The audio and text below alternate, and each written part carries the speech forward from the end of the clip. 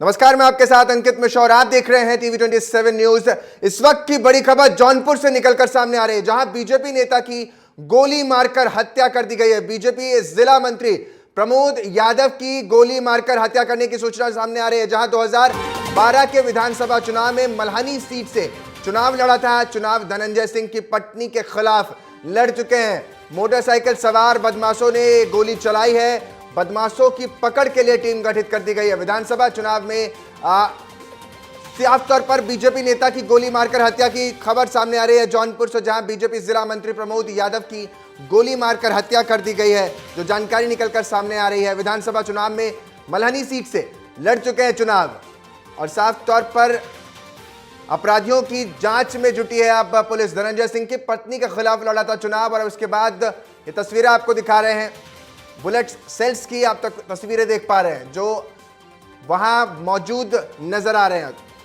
BJP नेता की गोली मारकर यह हत्या कर दी गई है और हमलावर मोटरसाइकिल पर सवार होकर आए थे और गोली मारी है, जिसमें अस्पताल में भर्ती कराया गया और अब उनकी मौत हो गई है।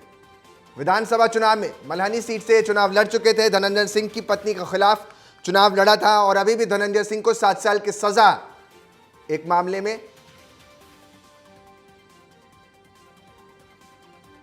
इससे पहले भी धनंजय सिंह को 7 साल की सजा हो रखी है और अब उसके बाद जो जानकारी निकलकर सामने आ रही है, गोली मारकर हत्या कर दी गई है और प्रमोद यादव की गोली मारकर हत्या हुई। विधानसभा चुनाव में मल्हानी सीट से चुनाव लड़ा था, गोली मारी गई, जिसके बाद अस्पताल में भर्ती कराया गया और वहां उनकी मौत हो जाती है। धनंजय सिंह की पत्नी के खिलाफ पहले भी चुनाव लड़ चुके हैं, मल्हानी सीट से चुनाव लड़ा है और ये हत्यावारों की तलाश में पुलिस लगातार अब छानबीन तेज कर रही है। टीम गठित कर दी गई है। बीजेपी जिला मंत्री प्रमोद यादव की हत्या का मामला सामने आ रहा है, जहां पर ये तमाम तस्वीरें आपको दिखा रहे हैं। बुलेट सेल्स भी आपको दिखा रहे हैं। हमलावरों ने बाइक पर सवार हमलावर आए थे, जहां ये गोली कांड को अंजाम दिया।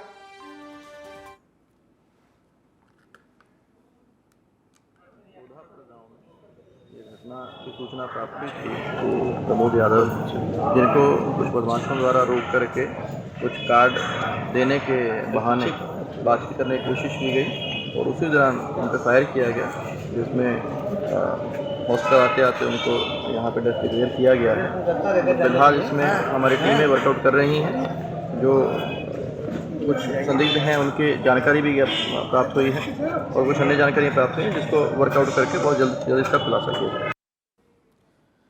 तो ये तस्वीरें आपको दिखा रहे हैं जहां गोली मारकर हत्या कर दी गई है और बदमाश जो हैं मौके से फरार हैं, जिनकी जांच के लिए टीमें गठित कर दी गई हैं और लगातार ये बुलेट सेल्स दिखा रहे हैं आपको तस्वीरों में। रोहित चौबे ज्यादा जानकारी के साथ मेरे सहयोगी इस वक्त इसी खबर पर बन गए हैं। रोहित, ये घटना को अंजाम देने के लिए कितने हमलावर उस समय मौजूद थे जब ये बाइक सवार, जो अभी जानकारी निकलकर सामने आ रही है, बाइक सवार हमलावर मौजूद थे? कितने हमलावरों ने हमला किया? ये थाना सिकरारा अंतर्गत निवासी बोधापुर गांव के, जो कि भाजपा के जिला मंत्री थे प्रमोद यादव जी, जो कि 3 अज्ञात बदमाशों ने उनको पहुंचे और ताबड़तोड़ गोलियां उनके ऊपर बरसाई, जो कि आनंद में जो वहां मौके पर पुलिस पहुंची, उनको जिला अस्पताल रेफर किया गया, जो कि डॉक्टरों ने कुछ देर बाद उनको मृत घोषित कर दिया। उसके बाद हमारे जिला के जो कप्तान हैं, जो अजय पाल शर्मा द्वारा, उनके द्वारा सूचना मिला कि बदमाशों के लिए टीम गठित कर दिया गया है। अभी छानबीन हो रही है और उसके बाद उनको पकड़ा जाएगा, जल्द ही गिरफ्तारी होगी। जी सर। रोहित, ये घटना जब हुई है तो वहां आसपास में, क्योंकि सड़क पर ही दुर्घटना बताई जा रही है कि गोली मारी गई है हमलावरों ने, वहां क्या आसपास लोग भी उस वक्त मौजूद थे जब ये पूरी घटना को अंजाम दिया गया दिन दहाड़े? नहीं सर, वहाँ पर कोई मौके पर मौजूद नहीं थे। इनको कार्ड देने के बहाना वो लोग पहुंचे, गाड़ी में अपने बैठ रहे थे, उनको बोला आपकी कार्ड है, कार्ड देने के बहाना ताबड़तोड़ उनके ऊपर गोलियां बरसाई गई, क्योंकि इसका कोई पहले मामला नहीं था उनको न कोई सूचित था। और उसके कुछ दिन पहले, 35 साल पहले, उनके पिताजी के भी धारदार हथियार से हत्या किया गया था। ठीक है रोहित, बहुत बहुत शुक्रिया तमाम जानकारी देने के लिए।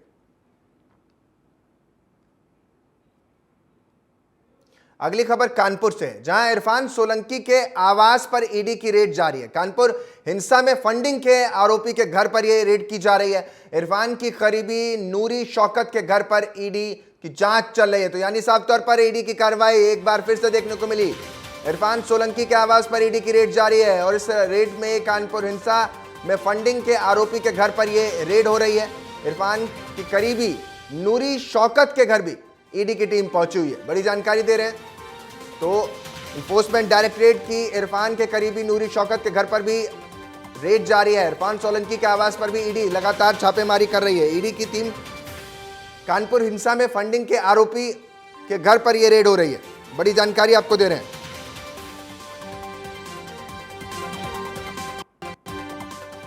तो जेल में बंद है सपा विधायक इरफान, जिनके घर पर यह ईडी की कार्रवाई हो रही है। 8 ठिकानों पर सर्च ऑपरेशन, सीसीटीवी भी बंद कर दिया गया है। सपा विधायक इरफान सोलंकी और उनके रिश्तेदारों के कानपुर और मुंबई के घरों पर ईडी ने छापा मारा है। करीब 8 ठिकानों पर ईडी की टीमें मौजूद हैं। लखनऊ से योगी सरकार में मंत्री बनते ही सुहेलदेव भारतीय समाजवादी पार्टी के प्रमुख ओम प्रकाश राजभर के तेवर बदल गए। राजभर ने खुद को गब्बर सिंह बता दिया। साथ ही अपने कार्यकर्ताओं से कहा कि मैं कहता हूं किसी थाने पर जाओ लेकिन सफेद गमछा मत लगाओ, हमारा पीला गमछा लगाओ। पीला गमछा लगाकर जब थाने पर जाओगे तब तुम्हारी शक्ल में दरोगा को राजभर दिखेगा। जाकर बता देना कि मंत्री जी ने भेजा है। तो ये उनके बिगड़े बोल। मंत्री पद मिला और उसके बाद उनकी बातें सामने आई। जब आप थाने पर जाओगे तो तेरी शकल में ओम प्रकाश राजभर दरोगा जी को नजर आएंगे। ये है पावर। और जाके बता, किसी थाने पर जाओ, मैं कहता हूं किसी थाने पर जाओ और वहां जाने के बाद थोड़ी सी दिक्कत है, उस थाने पर जाओ, सफेद गमछा मत लगाओ। सफेद गमछा नहीं, एक पीला गमछा लगा लो। 20-25 रुपए का बाजार में मिलेगा। इस गमछे को लगा के जाओ थाने पर। जब आप थाने पर जाओगे तो तेरी शकल में ओम प्रकाश राजभर दरोगा जी को नजर आएंगे। यह है पावर। और जाके बता देना कि मंत्री जी भेजे हैं। और दरोगा जी की पावर तो हो नहीं कि मंत्री जी से फोन करें कि भेजले होगा कि। यूपी में एक कहावत है कि पावर मिली नहीं कि सर भन्ना उठा। शायद ओम प्रकाश राजभर पर यह अभी फिलहाल सूट करती है। अगली खबर, समाज विकास क्रांति पार्टी के राष्ट्रीय अध्यक्ष अशोक सिंह ने बसपा के गुंडों पर हमले का आरोप लगाते हुए सूरजपुर के डीएम कार्यालय पर धरना दिया है। अशोक सिंह ने बताया कि उन पर और उनके सहयोगियों पर हमले के बाद पुलिस रिपोर्ट दर्ज नहीं कर रही थी। इसके खिलाफ उन्होंने कोर्ट में याचिका दायर की। साफ तौर पर उन्होंने कहा कि वो जल्द ही गृह मंत्रालय के बाहर धरना देंगे। डीएम कार्यालय पर ज्ञापन सौंपने के बाद अशोक सिंह ने बताया कि बदमाशों ने उन पर यह हमला तब किया जब वो पार्टी के राष्ट्रीय महासचिव सुनील सक्सेना और मीडिया प्रभारी राज कपूर के साथ गौतम बुद्ध नगर जा रहे थे और उन्होंने मायावती पर यह हमला कराने का आरोप भी लगा दिया।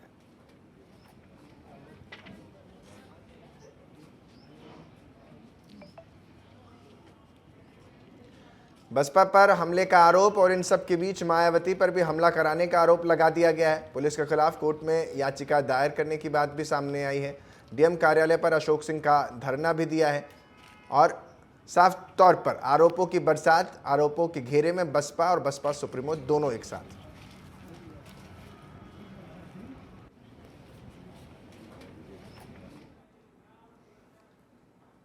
फिरोजाबाद में बीते 25 फरवरी को शटरिंग ठेकेदार की हत्या का पुलिस ने खुलासा कर दिया है, जिसमें पुलिस ने दोनों हत्या आरोपियों को गिरफ्तार कर लिया है। आपको बता दें, आरोपी की पत्नी से मृतका के अवैध संबंध थे, जिसके चलते ब्रजेश की हत्या की गई।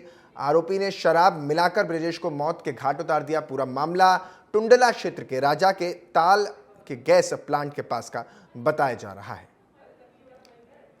शटरिंग ठेकेदार की हत्या का खुलासा हो गया है, जिसमें अवैध संबंध होने के चलते पत्नी के पूर्व प्रेमी को उतारा मौत के घाट, जो जानकारी निकलकर सामने आ रही है। अवैध संबंधों के चलते घटना को अंजाम दिया। शटरिंग ठेकेदार की हत्या का खुलासा हुआ है। पुलिस ने यह बड़ा खुलासा कर दिया है।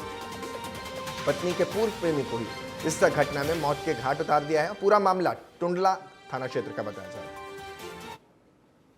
खबर यूपी के गोंडा जिले से, जहां कांग्रेस नेता पूर्व मंत्री व पूर्व सांसद विनय कुमार उर्फ विन्नू पांडे को हेराफेरी व धोखाधड़ी मामले में जेल भेजा गया। आपको बता दें कि श्रावस्ती लोकसभा से कांग्रेस पार्टी के पूर्व सांसद व यूपी के पूर्व मंत्री विनय कुमार पांडे के खिलाफ जालौन के रहने वाले डॉक्टर उमाशंकर सोनी ने मुकदमा दर्ज कराया था, जिस पर आज जज ने सुनवाई करते हुए जमानत याचिका खारिज कर दिया। साथ ही आरोपी को गिरफ्तार कर जेल भी भेज दिया और इसके साथ ही कोर्ट ने किसी भी तरह की राहत देने से साफ इनकार कर दिया गया। और 25 लाख रुपए हुआ ये कि जालौन के रहने वाले डॉक्टर उमाशंकर सोनी द्वारा एक मुकदमा पंजीकृत कराया गया विनय कुमार पांडे पूर्व सांसद बलरामपुर के अगेंस्ट 419, 420, 467, 471 और 406 आईपीसी में। इसमें वादी द्वारा ये कहा गया कि विनय पांडे जी से हमारे पुराने संबंध थे। इन्होंने एक 5 वर्षीय पट्टा जनपद जालौन की तहसील कालपी में अपने ड्राइवर मही ओझा के नाम से ले रखा है। उसी में बतौर साझेदारी के लिए इनको एक एग्रीमेंट किया गया और इनसे 25 लाख रुपए। बुलंदशहर से एक अनोखा दिल छू लेने वाला वीडियो सामने आया है। छतारी के रहने वाले राजकुमार बूढ़ी मां को कावड़ में बैठाकर गंगा स्नान कराने लेकर जा रहे हैं। राजकुमार मां की इच्छा पूरी करने के लिए 3 दिनों में 35 किलोमीटर का सफर तय करने का लक्ष्य उन्होंने रखा है। सोशल मीडिया पर वीडियो वायरल होने पर लोग बेटे की जमकर तारीफ कर रहे हैं। तो ये कोई मन्नत पूरी हुई है? किस लिए लेकर जा रहे हो?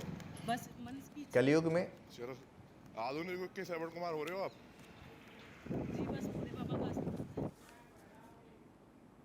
कश्मीर सीधा आपको लिए चलते हैं, जहां इस वक्त प्रधानमंत्री नरेंद्र मोदी कश्मीर वासियों और जनता को संबोधित कर रहे। सुनवाते हैं क्या कुछ कह रहे हैं प्रधानमंत्री नरेंद्र मोदी।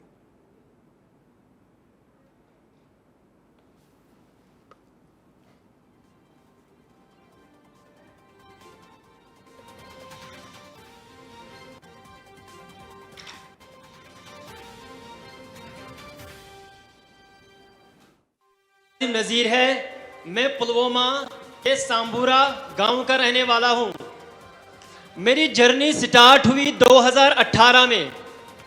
मैंने अपने घर के छत पे 2 मधुमक्खी के बक्से रखे थे और मैं उस टाइम पे 10वीं जमात में पढ़ता था। मैं अक्सर स्कूल से आके छत के ऊपर जाता था और उनका केयर करता था।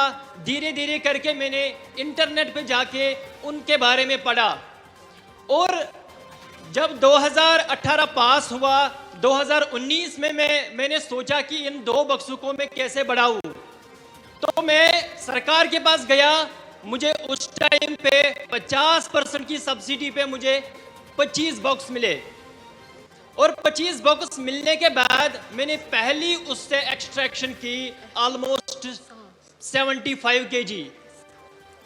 जब मैंने वो 75 केजी एक्सट्रैक्ट किए, मैं उस टाइम पे इतना डेवलप नहीं था। मैं अपना शहद ड्यू बोतल में भर के गांव में बेचता था। उस टाइम पे मेरी पहली आमदनी थी 60,000 रुपए। जिस टाइम पे मुझे 60,000 रुपए मिले, मेरे घर वाले भी बहुत खुश हो गए। मैं भी मोटिवेशन से फुल ऑफ पावर हो गया कि मुझे 60,000 रुपए मिले। और धीरे धीरे करके ये सफ़र मैंने सर आगे लिया और धीरे धीरे करके मैंने 200 बॉक्स अपना कायम किए। वो 200 बॉक्स कैसे हो गए? मैंने उस टाइम पे एक सहारा लिया PMEGP का। PMEGP के तौर मुझे 5 लाख रुपए मिले और मैंने अपना एक कारोबार बढ़ाया। और 2020 में मैंने सर अपनी वेबसाइट खोली और वेबसाइट खोलने के बाद धीरे धीरे मेरा एक बड़ा ब्रांड बन गया। और ब्रांड बनने के बाद हमने ऑनलाइन हज़ारों केजीज के शहद बेचे। मेरी वेबसाइट पे 2023 में 5,000 केजी शहद बिके हैं। और धीरे धीरे करके ये सफ़र आगे बढ़ा सर। मैंने 2000 मधुमक्खी के बक्से बना लिए और मेरे साथ मैंने अकेला ही काम नहीं किया। मैंने सोचा खुद ही मैं अपना बेनिफिट नहीं लूँगा, मैं और को बढ़ावा दूंगा, अपनी यूथ को इसके साथ जोड़ूंगा। धीरे धीरे करके मेरे साथ लगभग 100 बंदे सर जुड़ गए जो ये मधुमक्खी का काम करते हैं। 100 जोड़ने के बाद धीरे धीरे मैं सर आगे बढ़ा और 2023 में मुझे सर FPO मिला और एफपीओ के मिलने के बाद अब हमारे पास सर कोई टेंशन ही नहीं। अब तो हम एफपीओ के थ्रू मार्केटिंग लिंकेजेस, एक स्टॉल लगाने पर सर हमें एक स्टॉल में हमने 1-1 लाख रुपए कमाया, और वो भी सर डिजिटली। हमें दिक्कत होती थी पहले जब एग्जीबिशंस में जाते थे, 1 लाख रुपए जेब में कैसे घूमते थे सर, क्योंकि आज हमारा यूपीआई सिस्टम है। आजकल हमारी 98% पेमेंट डिजिटली हो रही है। तो डिजिटली ट्रांसफॉर्म होने के बाद सर उसके साथ हम भी आगे बढ़े, देश के साथ हम भी सर आगे बढ़े। Thanks sir. नाजिम जी, जब पढ़ाई करते थे तब क्या सपना था? सर जिस टाइम पे मैं 10वीं जमात में था तो मेरा सपना, पहले घर वाले मुझे बोलते थे आप डॉक्टर बनो, आप इंजीनियर बनो, तो मैंने घर वालों का मैं नहीं सुनता था। मैंने सोचा सर मैं अपना दिल का सुनूंगा। तो मैं जब 2 बक्सू के पास गया था तो मैंने सोचा नहीं, मुझे डॉक्टर और इंजीनियर में इंटरेस्ट नहीं है, जो मुझे खुद लगे मैं वो करूंगा। और धीरे धीरे के सर करके मैंने अपना मधुमक्खी का काम नाजिम संभाला। जी, परिवार आपकी क्षमता को जानता था, आप डॉक्टर बन सकते थे, लेकिन आपने वो रास्ता नहीं चुना और आपने एक प्रकार से स्वीट रिवॉल्यूशन, हमने ग्रीन रिवॉल्यूशन सुना है, हमने वाइट रिवॉल्यूशन सुना है, आज मेरा कश्मीर नाजिम जैसे युवाओं के कारण स्वीट रिवॉल्यूशन का नेतृत्व कर रहा है। बहुत बहुत बधाई। अच्छा नाजिम जी, आपकी इस पहल में, जैसा आपने बनाया, सरकार की योजनाएं रही, लेकिन शुरुआत में शायद सरकार में योजनाओं का लाभ लेने में दिक्कत आई होगी, या सरलता से आपको समझ आया, मिलता गया?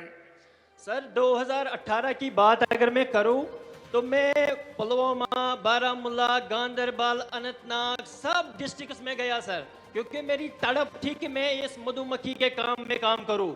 मगर कहीं पे मुझे उस टाइम पे सपोर्ट नहीं मिला। मैं एक बंदे के पास गया, लास्ट में डिपार्टमेंट ऑफ एग्रीकल्चर के पास गया और उन्होंने मेरा हाथ थाम दिया और सफर आगे बढ़ता रहा।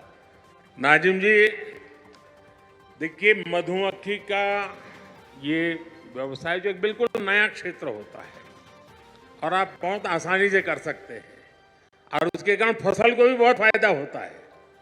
यानी मधुमक्खी एक प्रकार के आपका फार्म लेबरर के रूप में भी काम करती है। तो आपके मधुमक्खी के इस काम के कारण किसानों को समझ आ रहा है कि आप उनकी भी मदद कर रहे हैं। सर बिल्कुल, जब भी हम आसपास आज मधुमक्खी डाल रहे हैं, हमारे घर वाले बोल रहे हैं आपको जमीन चाहिए हम दे देंगे, आपको कोई सपोर्ट चाहिए हम दे देंगे। आपका ही फायदा नहीं जा रहा है बल्कि हमारा भी फायदा हो रहा है।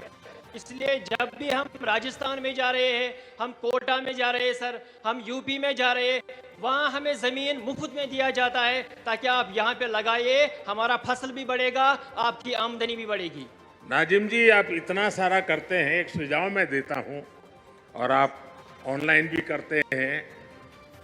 सेंट्रल एशिया में जो हनी होता है, उन देशों में हनी, क्योंकि वहाँ भी ये हिंदू कुश पर्वत है सारे, वहाँ भी हिमालय की तरह ही सारी पर्वतमालाएं हैं, वहाँ की हनी का एक प्रकार अलग है और मैं मानता हूँ कि आप ऑनलाइन उसका स्टडी कीजिए।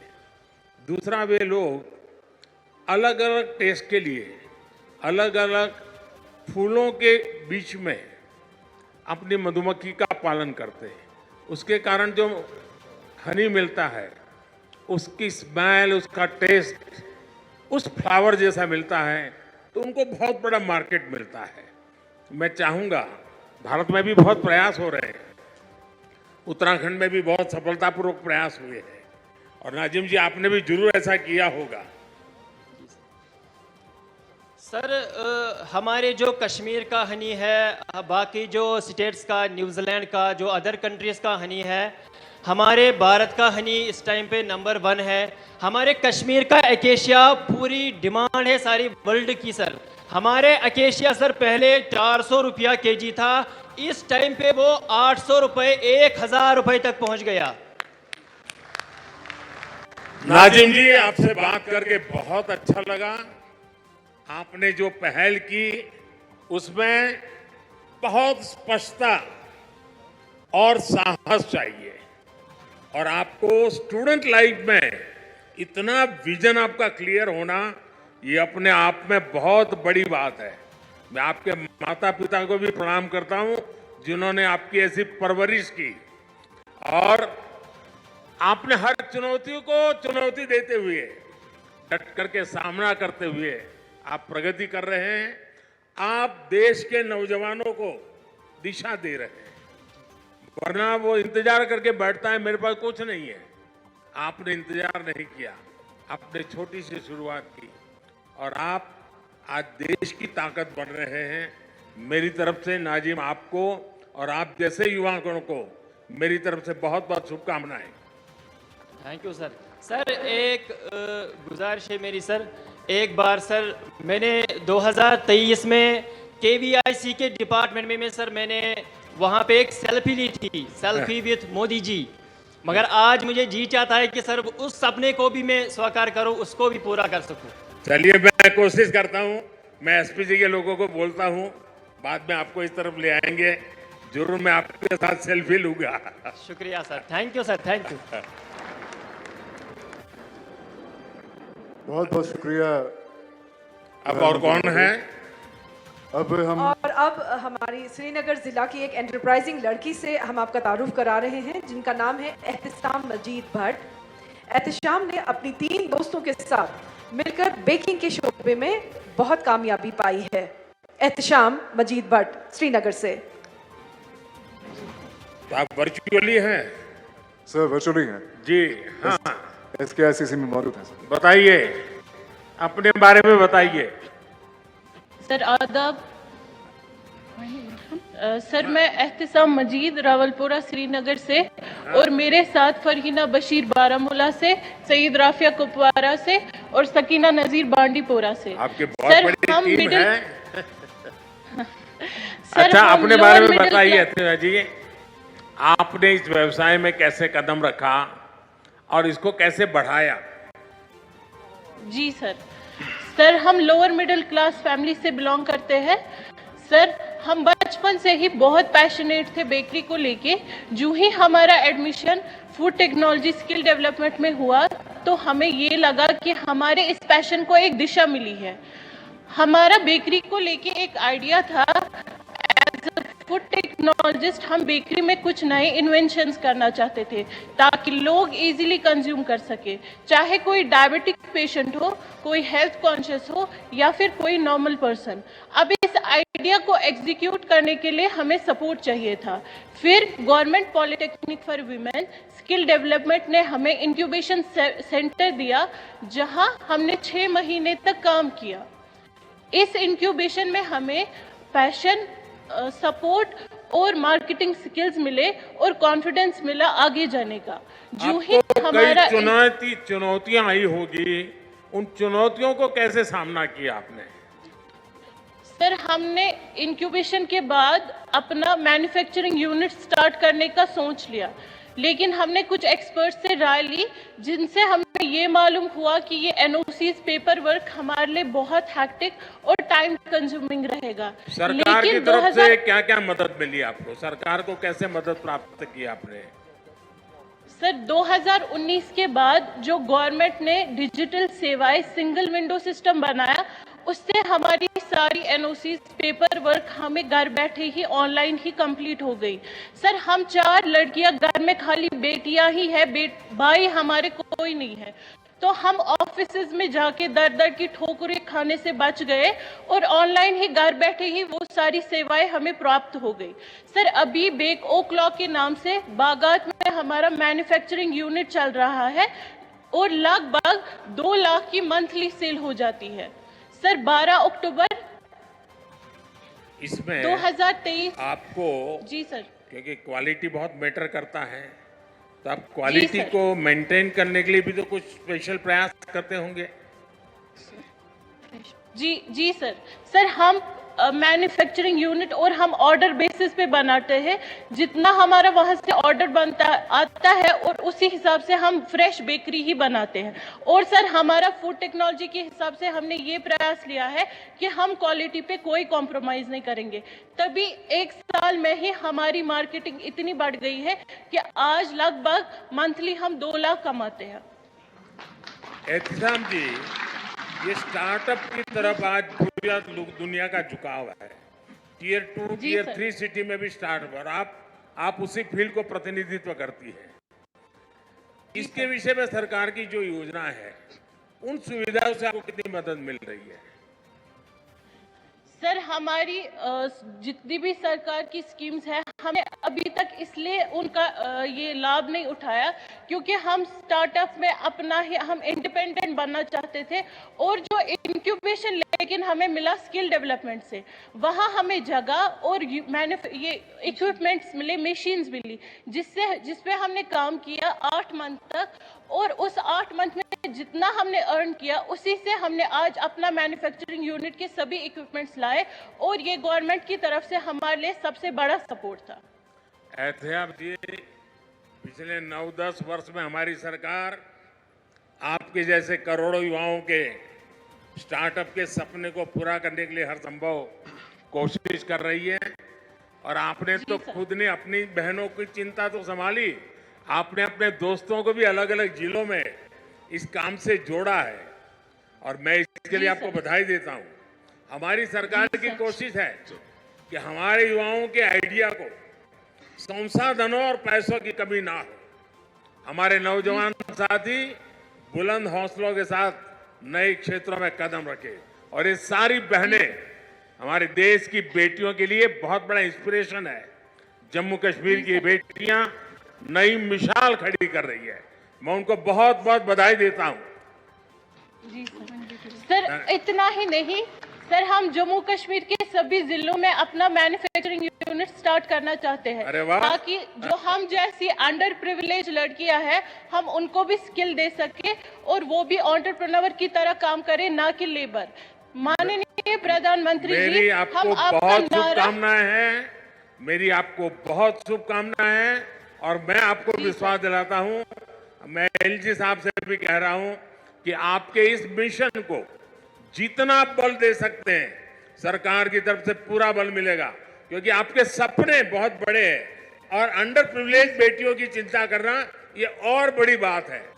इसमें एक सामाजिक दृष्टिकोण भी है, तो मेरी तरफ से बहुत बहुत बधाई। जी सर, शुक्रिया। बहुत बहुत धन्यवाद प्रधानमंत्री महोदय। और अब हमारे सामने आ रही हैं हमीदा बानो। हमीदा बानो का ताल्लुक गांधरबल जिले से है। हमीदा बानो ने NRLM यानी नेशनल रूरल लाइवलीहुड्स मिशन के तहत दूध की पैदावार में नुमाया कामयाबी पाई है।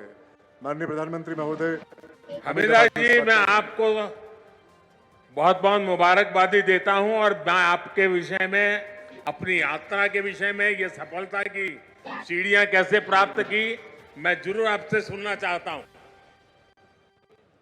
जी आदाब सर, मेरा नाम हमीदा है, मैं ब्लॉक लॉ डिस्ट्रिक्ट गांधरबल से बोल रही हूँ। सर मैंने 12वीं पास किया था। 12वीं पास करने के बाद मैं घर में ही खेती बाड़ी के कामों में घर वालों की मदद कर रही थी। तो फिर 2013 में NRLM स्कीम आई, तो मैं इसके साथ जुड़ी। तो ये सर एक ऐसी स्कीम थी जो घर घर में गई और घर घर से हर एक औरत को बाहर निकाला, आप अपने पैरों पे खड़े हो सकते हो। तो उसके बाद मैंने NRLM से जुड़कर ही लोन लिया। तो वहाँ से मैंने एक गाय लाई, तो और अपने आसपास के घरों में देखा कि गांव में गाय पालने का काम आम है। तो वहाँ देखा मैंने कि जो दूध हम इस्तेमाल करते हैं, इसके बाद कुछ दूध बचता है जो ज़ाया होता है।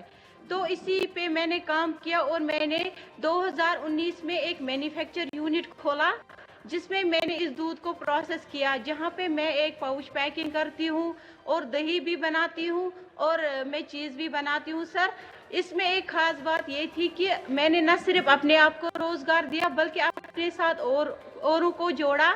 जैसे मेरी बहनें, उनको जोड़ा, जहाँ से मैं दूध कलेक्ट करती हूँ। कितने लोगों को रोजगार मिला होगा आपके कारण? जी सर, मैंने अपने साथ 5-6 बंधु को जोड़ा है। उसके अलावा अपने अच्छा, मिल्क प्रोसेसिंग में क्या क्या करती हैं? सर मैं मिल्क प्रोसेसिंग में पैकेट्स बनाती हूँ, जिसमें हम दूध वगैरह की क्वालिटी मेंटेन करते हैं। उसमें खास बात ये है सर कि जो हमारा दूध वहाँ से प्रोसेस होता है उसमें कोई प्रिजर्वेटिव नहीं होता है, जो कोई बच्चा भी पी सकता है और बीमार भी पी सकता है, जिसकी उसकी सेहत ठीक रहती है सर। अच्छा, मार्केट मिल जाता है आपको? सर मार्केट इजी से आज मिल जाता है क्योंकि अच्छा, आपने ऑनलाइन जो है। पैकेजिंग की पद्धति अपनाई है, जरा उसके विषय में भी बताइए।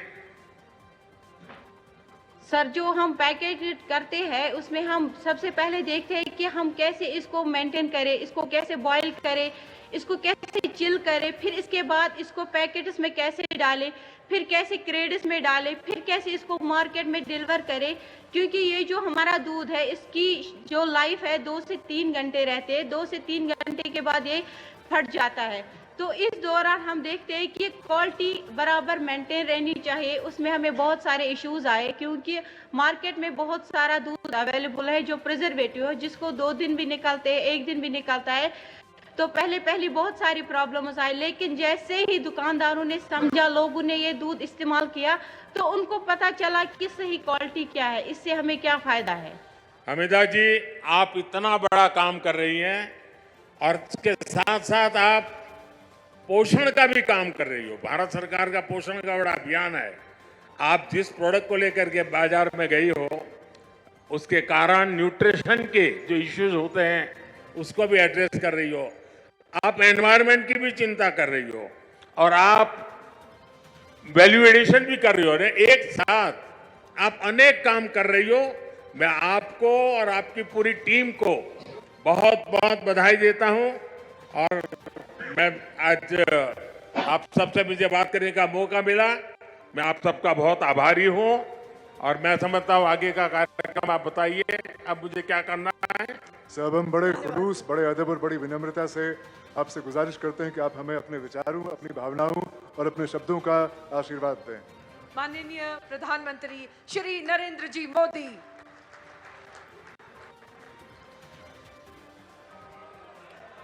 जम्मू कश्मीर के लेफ्टिनेंट गवर्नर श्रीमान मनोज सिन्हा जी, केंद्रीय मंत्रिमंडल के मेरे सहयोगी डॉक्टर जितेंद्र सिंह जी, संसद में मेरे साथी, इसी धरती के संतान गुलाम अली जी और जम्मू कश्मीर के मेरे प्यारे भाई और बहनों,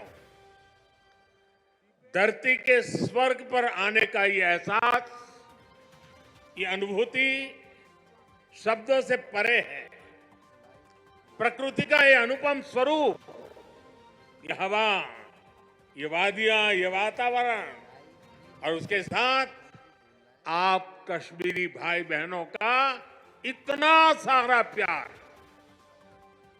और मुझे बता रहे थे गवर्नर साहब के स्टेडियम के बाहर भी जम्मू कश्मीर के सभी लोग मौजूद हैं।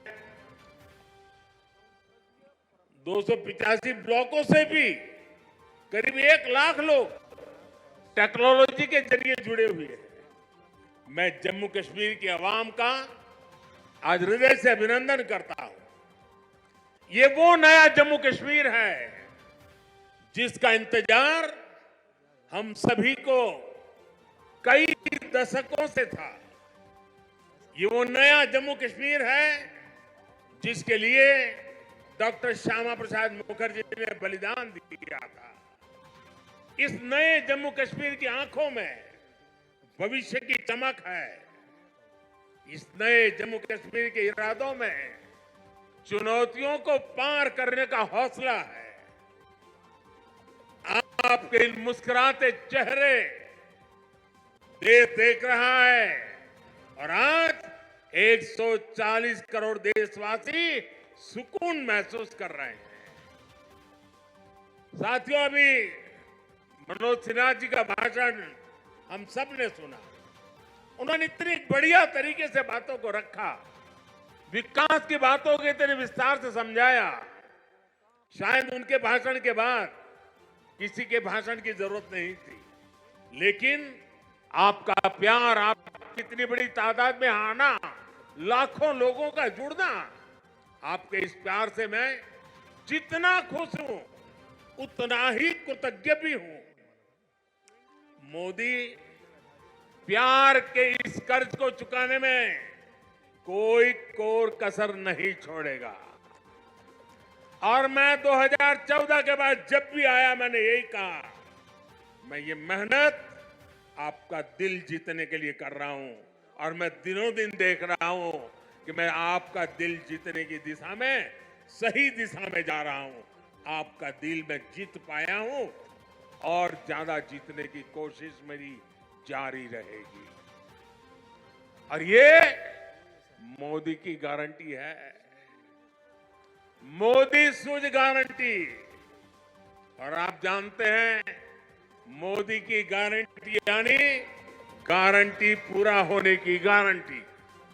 साथियों, अभी कुछ समय पहले ही मैं जम्मू आया था।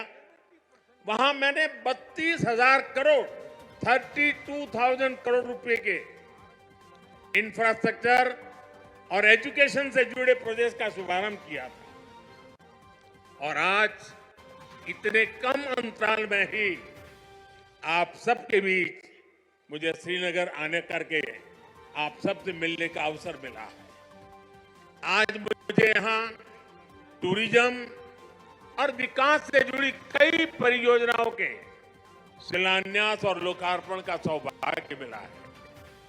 किसानों के लिए कृषि क्षेत्र से जुड़ी योजना भी समर्पित की गई है।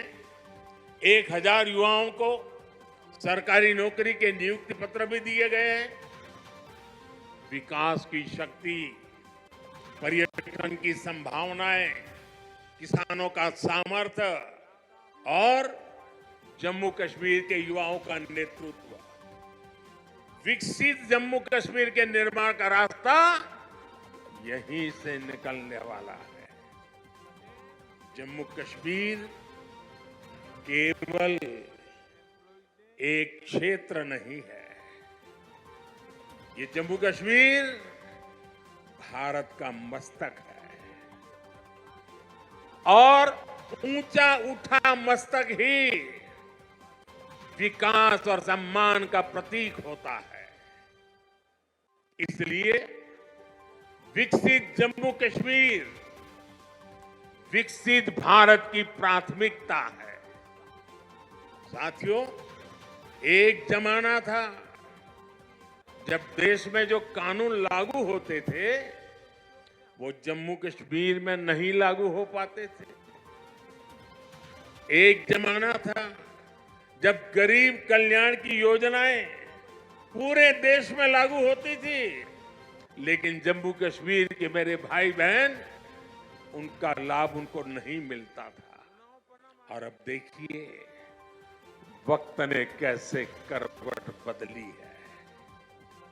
आज यहां श्रीनगर से आपके साथ ही पूरे भारत के लिए भी योजनाओं का आरंभ हुआ है।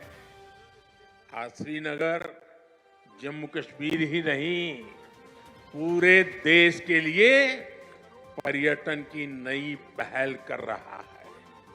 इसलिए जम्मू कश्मीर के अलावा देश के 50 से ज्यादा और शहरों से भी हमारे साथ लोग अभी जुड़े हुए हैं।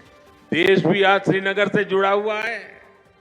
आज यहां से स्वदेश दर्शन योजना के तहत 6 परियोजनाएं देश को समर्पित की गई है। इसके अलावा स्वदेश दर्शन इस स्कीम के अगले चरण का भी शुभारंभ हुआ है। इसके तहत भी जम्मू कश्मीर समेत देश के अन्य स्थानों के लिए करीब 30 परियोजनाओं की शुरुआत की गई है। आज प्रसाद योजना के तहत 3 परियोजनाओं का लोकार्पण हुआ है। 14 और परियोजनाओं को भी लॉन्च किया गया है। पवित्र हजरत बल दरगाह में लोगों की सहूलियत के लिए जो विकास कार्य हो रहे थे वो भी पूरे हो चुके हैं। सरकार ने 40 से ज्यादा ऐसी जगहों की पहचान भी की है जिन्हें अगले 2 वर्ष में टूरिस्ट डेस्टिनेशन के तौर पर विकसित किया जाएगा। आज देखो अपना देश पीपल्स चॉइस अभियान भी लॉन्च किया गया है। इससे एक बहुत बड़ा अनूठा अभियान है। देश के लोग ऑनलाइन जाकर के बताएंगे कि ये देखने जैसी जगह है और उसमें जो टॉप पर आएंगे उनके लिए सरकार पसंदीदा लोगों की चॉइस वाला स्थान के रूप में उसका पर्यटन स्थल के रूप में विकास करेगी। ये जन भागीदारी से निर्णय होगा। आज से प्रवासी भारतीयों को जो दुनिया में रहते हैं ना, क्योंकि मेरा उनसे आग्रह है कि आप डॉलर पाउंड लाओ या न लाओ, लेकिन कम से कम 5 परिवार जो बिन भारतीय हैं उनको हिंदुस्तान देखने के लिए भेजो। और इसलिए आज प्रवासी भारतीयों को भारत आने के लिए प्रोत्साहित करना, उनके दोस्तों को प्रोत्साहित करना, और इसलिए चलो इंडिया अभियान शुरू हो रहा है। इस अभियान के तहत चलो इंडिया वेबसाइट के द्वारा दूसरे देशों में रहने वाले लोगों को भारत आने के लिए प्रेरित किया जाएगा। इन योजनाओं और अभियानों का बहुत बड़ा लाभ जम्मू कश्मीर के आप लोगों को मिलना ही मिलना है। और मैं तो आपको मालूम है एक और मकसद लेके काम कर रहा हूं। मैं जो भी टूरिस्ट इंडिया के भी निकलते हैं ना, उनको कहता हूं आप जाइए, लेकिन एक काम मेरा भी करिए। और मेरा क्या काम है? मैं उनको कहता हूं कि आप यात्रा का जो टोटल बजट होगा उसमें से कम 5-10% बजट आप जहां जाते हैं वहां से लोकल कोई न कोई चीजें खरीदें, ताकि वहां के लोगों को आय हो, उनका रोजगार बढ़े, और तभी टूरिज्म बढ़ता है। सिर्फ आए देखे चले गए नहीं चलेगा। आपको 5%, 10% कुछ खरीदना चाहिए। आज मैंने भी खरीदा। श्रीनगर आए, एक बढ़िया चीज देखी, मन कर गया, मैंने भी ले लिया। और इसलिए मैं इसके साथ इकोनॉमी का बड़ा मजबूत बनाना चाहता हूं। साथियों, इन योजनाओं से यहां पर्यटन उद्योगों का भी विकास होगा, रोजगार के नए अवसर होंगे। मैं जम्मू कश्मीर के मेरे भाई बहनों को इन विकास कार्यों के लिए बधाई देता हूं। और अब मैं एक नए क्षेत्र के लिए आपको आह्वान करता हूं। जैसे फिल्म शूटिंग के लिए ये क्षेत्र बड़ा पसंदीदा क्षेत्र रहा है। अब मेरा मिशन है वेड इन इंडिया, शादी हिंदुस्तान में करो। हिंदुस्तान के बाहर जो शादी करने के लिए अनाप शनाप रुपये डॉलर खर्च करके लोग आते हैं, जी नहीं, वेड इन इंडिया। अब कश्मीर और जम्मू के लोग, हमारे श्रीनगर के लोग, अब हमें वेड इन इंडिया के लिए लोगों को शादी के लिए यहां आने का मन कर जाए और यहां के पर बुकिंग करे, यहां 3 दिन 4 दिन बारात लेकर के आए, धूमधाम से खर्चा करे, यहां के लोगों को रोजी रोटी मिलेगी।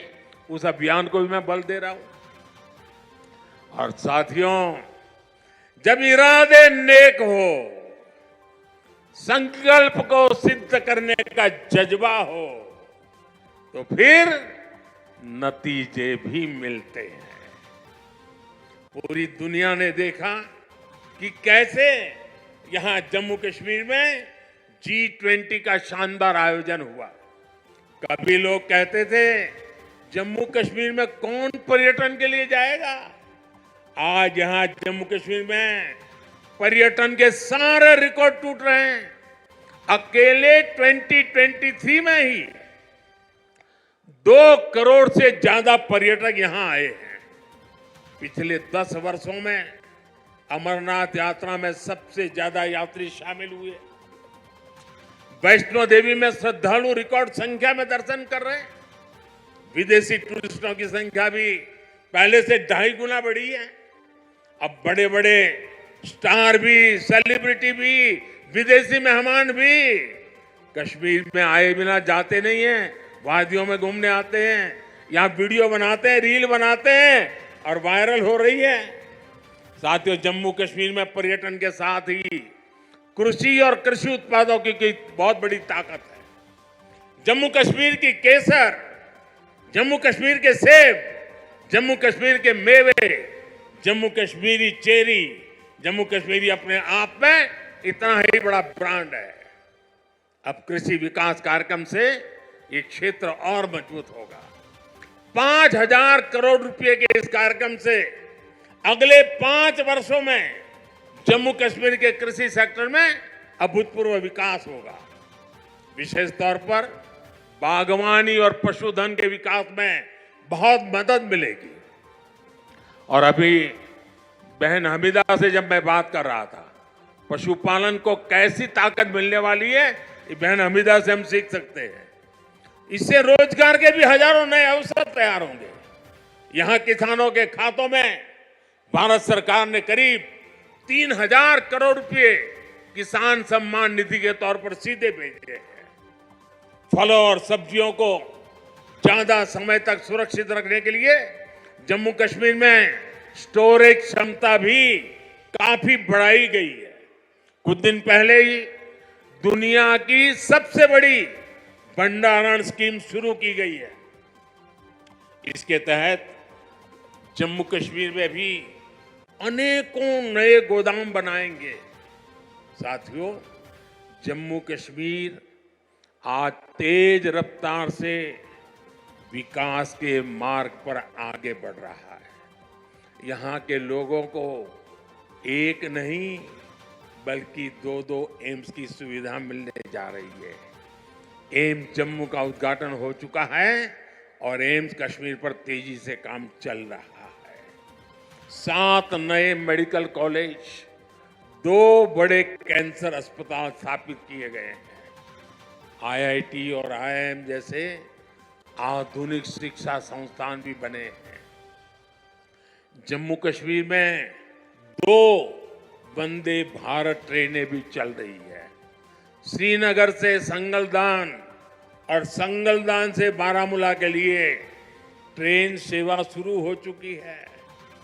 कनेक्टिविटी के विस्तार से जम्मू कश्मीर में आर्थिक गतिविधियां तेज हुई है। जम्मू और श्रीनगर को स्मार्ट सिटी बनाने के लिए इंफ्रास्ट्रक्चर के नए प्रोजेक्ट भी लाए जा रहे हैं। आप देखिएगा, आने वाले समय में जम्मू कश्मीर की सक्सेस स्टोरी पूरी दुनिया के लिए एक बहुत बड़ा आकर्षण का केंद्र बनेगा।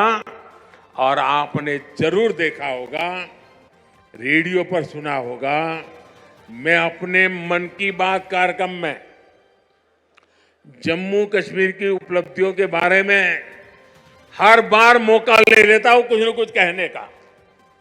यहां साफ सफाई के अभियान, यहां का हस्तशिल्प, यहां की कारीगरी, इन पर मैं मन की बात में लगातार बात करता हूं।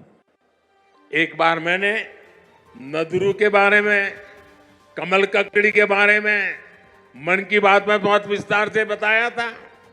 यहां की झीलों में जगह जगह कमल देखने को मिलते हैं। 50 साल पहले बने जम्मू कश्मीर क्रिकेट एसोसिएशन के लोगों में भी कमल है। ये सुखद संयोग है या कुदरत का कोई इशारा कि बीजेपी का चिन्ह भी कमल है और कमल के साथ तो जम्मू कश्मीर का गहरा नाता है। साथियों, जम्मू कश्मीर के युवाओं को हर क्षेत्र में आगे बढ़ाने के लिए हमारी सरकार लगातार काम कर रही है। युवाओं के स्किल डेवलपमेंट से लेकर स्पोर्ट्स तक में नए अवसर बनाए जा रहे हैं। आज जम्मू कश्मीर के हर जिले में आधुनिक खेल सुविधाएं बनाई जा रही है। 17 जिलों में यहां मल्टीपर्पज इंडोर स्पोर्ट्स हॉल बनाए गए हैं। बीते वर्षों में जम्मू कश्मीर ने अनेकों नेशनल स्पोर्ट्स टूर्नामेंट में मेजबानी की। अब जम्मू कश्मीर देश की शीतकालीन खेल विंटर गेम्स एक राजधानी विंटर स्पोर्ट्स कैपिटल के रूप में ये मेरा जम्मू कश्मीर उभर रहा है। हाल ही में हुए खेलो इंडिया विंटर गेम्स में करीब 1000 खिलाड़ी देश भर से आए, उन्होंने हिस्सा लिया। साथियों, आज जम्मू कश्मीर विकास की नई ऊंचाइयों को छू रहा है, क्योंकि जम्मू कश्मीर आज खुल करके सांस ले रहा है। बंदिशों से ये आजादी आर्टिकल 370 हटने के बाद आई है। दशकों तक सियासी फायदे के लिए कांग्रेस और उसके साथियों ने 370 के नाम पर जम्मू कश्मीर के लोगों को गुमराह किया, देश को गुमराह किया। 370 से फायदा जम्मू कश्मीर को था या कुछ राजनीतिक परिवार वही इसका लाभ उठा रहे थे? जम्मू कश्मीर की आवाम ये सच्चाई जान चुकी है कि उनको गुमराह किया गया था। कुछ परिवारों के फायदे के लिए जम्मू कश्मीर को जंजीरों में जकड़ दिया गया था। आज 370 नहीं है, इसलिए जम्मू कश्मीर के युवाओं की प्रतिभा का पूरा सम्मान हो रहा है, उन्हें नए अवसर मिल रहे हैं। आज यहां सबके लिए समान अधिकार भी है, समान अवसर भी है। पाकिस्तान से आए शरणार्थी, हमारे वाल्मीकि समुदाय के भाई बहन, हमारे सफाई कर्मचारी भाई बहन, इनको वोट देने का अधिकार 70 साल तक नहीं मिला, वो अब मिला है। वाल्मीकि समुदाय को एससी कैटेगरी का लाभ मिलने की वर्षों पुरानी मांग पूरी हुई है। अनुसूचित जनजातियों के लिए विधानसभा में सीटें आरक्षित हुई है। पद्दारी जनजाति, पहाड़ीय जातीय समूह, गड्ढा ब्राह्मण और कोली समुदाय को अनुसूचित जनजाति में शामिल किया गया है। हमारी सरकार में पंचायत, नगरपालिका और नगर निगम में अन्य पिछड़ा वर्ग को आरक्षण दिया गया।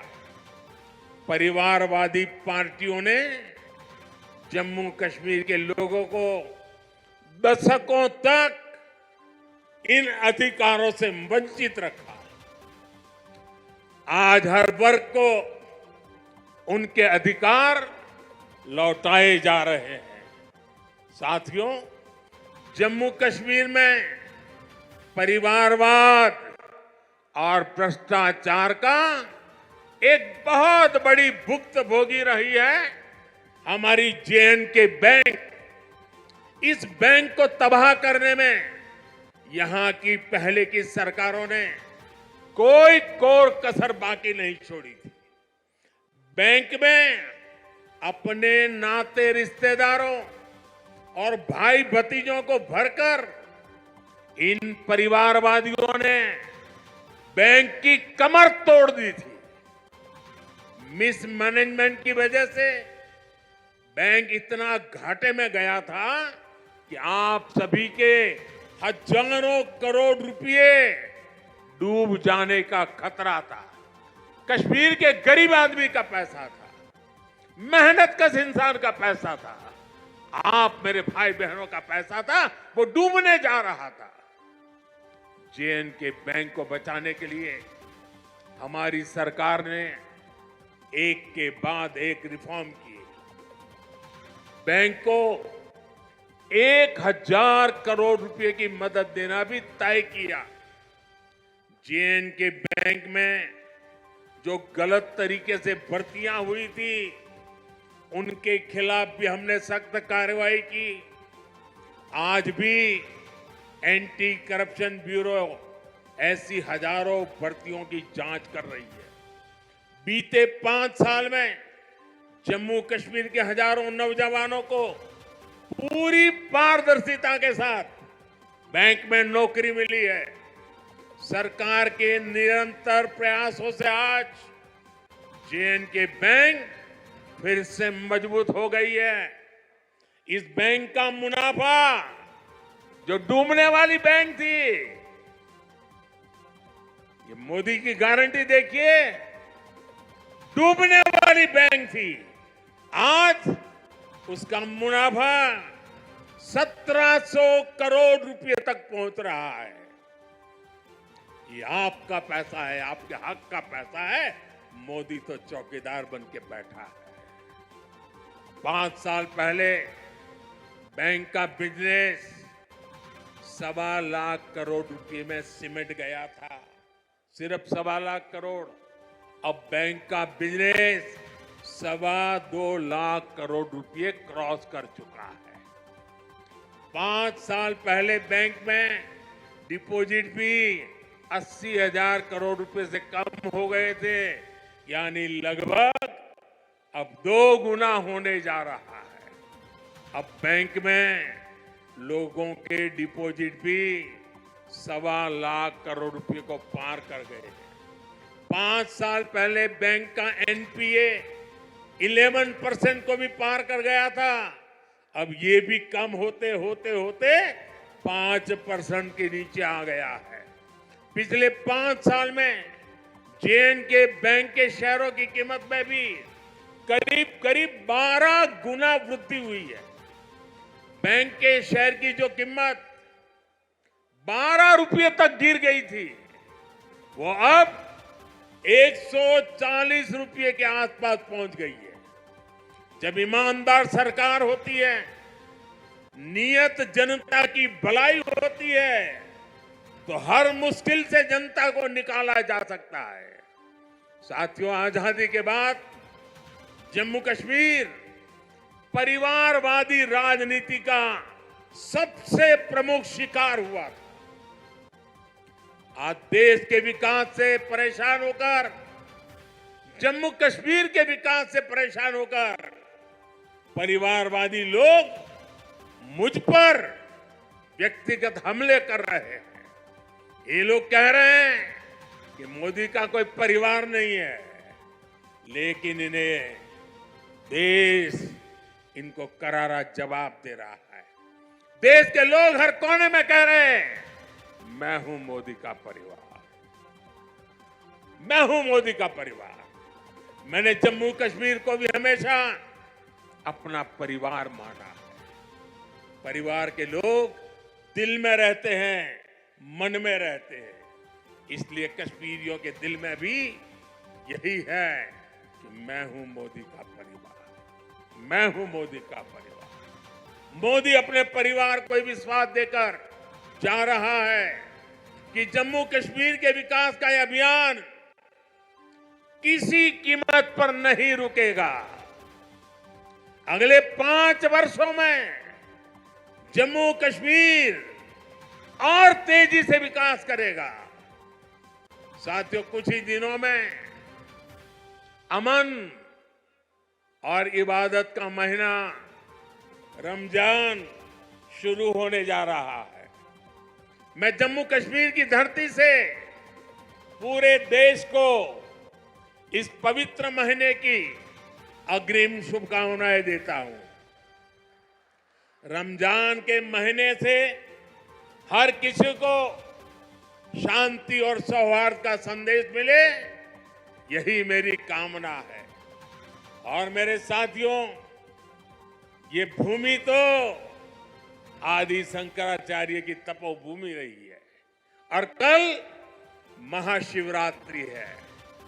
मैं आपको भी और सभी देशवासियों को भी महाशिवरात्रि के पावन पर्व की अनेक अनेक शुभकामनाएं देता हूं। मैं फिर एक बार आज की इन परियोजनाओं के लिए आप सबको बहुत बहुत बधाई देता हूं और फिर एक बार लाखों की तादाद में जम्मू कश्मीर में आप लोगों के बीच आना, आपका प्यार, आपका आशीर्वाद लेना, ये मेरे लिए बहुत बड़ा सौभाग्य है। बहुत बहुत धन्यवाद।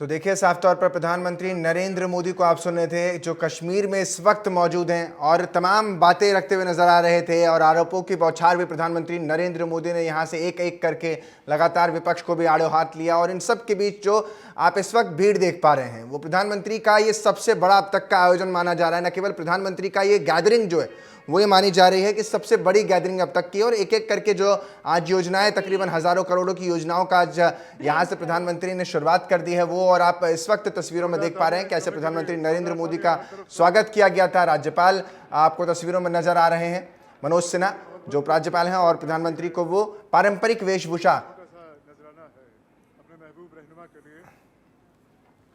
तो ठीक है, तस्वीरें आपको दिखा रहे हैं और अब ग्राफिक के जरिए समझाते भी हैं कि आज के इस पूरे इवेंट को लेकर के क्या कुछ रहा। इससे पहले 2019 में प्रधानमंत्री नरेंद्र मोदी ने प्रचार के लिए गए थे। भले ही प्रधानमंत्री मोदी 5 साल बाद घाटी पहुंचे हों, लेकिन आज का उत्साह देखते ही बना। कश्मीर घाटी प्रधानमंत्री मोदी के दिल में बसता है और इसका जिक्र प्रधानमंत्री ने भी किया और वहां के लोग भी मानते हैं। अनुच्छेद 370 हटने के बाद अब कश्मीर की तस्वीर बिल्कुल बदली हुई नजर आती है।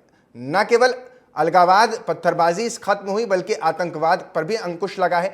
कभी अलगाववादियों के गढ़ रहे लाल चौक का स्वरूप अब बिल्कुल बदल गया। प्रधानमंत्री की ये बड़ी बात है। आतंकवाद के दौर में दूर हो गई फिल्म इंडस्ट्री और सिनेमा संस्कृति दोबारा लौटने की उम्मीद जताई जा रही है। इसके साथ ही G20 का सफलतापूर्वक आयोजन श्रीनगर में हुआ, जो कि पूरी दुनिया ने देखा। प्रधानमंत्री नरेंद्र मोदी जम्मू कश्मीर के दौरे पर हैं और इस दौरे की जो डिटेल है वो आपको दे रहे हैं, जो आज के इस संबोधन में उन्होंने कहा। दौरान प्रधानमंत्री ने कहा, इस दौरे में श्रीनगर की कई योजनाओं को आज लॉन्च भी किया। 370 हटने के बाद प्रधानमंत्री मोदी का ये पहला दौरा है, यानी 4 से 5 साल बाद ये दौरा। इससे पहले 2019 में प्रचार के लिए पहुंचे थे जम्मू कश्मीर, और अब भले ही प्रधानमंत्री को 5 साल लग गए हों इस घाटी में दोबारा लौटने में, लेकिन जब लौटे हैं तो घाटी की खुशी भी लौट कर आई है और ये तस्वीरें भी उसी की बानगी है। एक छोटे से ब्रेक के लिए रुक रहे हैं, आप बने रहे हमारे साथ, देखते रहे TV27 न्यूज़।